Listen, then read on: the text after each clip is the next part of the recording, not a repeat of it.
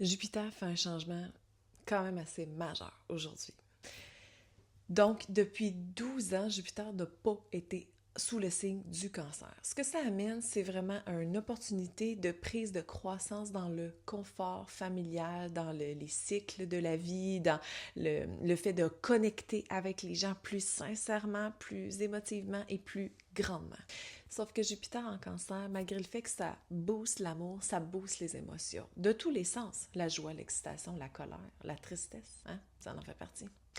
Et ce que ça peut amener, en fait, c'est que c'est un fort excès de ne pas vouloir se mettre ou de sortir de sa zone de confort parce que, ben, on est bien à la maison, n'est-ce pas? Ça peut amener aussi une dose de surprotection, donc, sur tous les sens, OK? Ça peut être vraiment sur ce qu'on possède, sur ce qui est autour de nous, etc.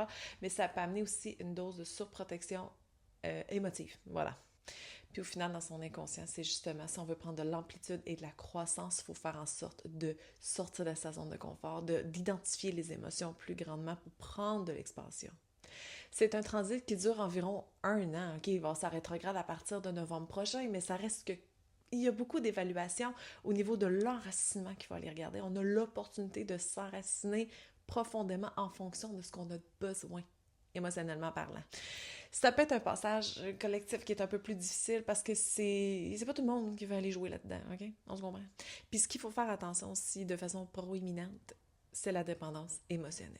Parce que comme ça vient amplifier ça, ben naturellement, c'est ce que ça peut amener.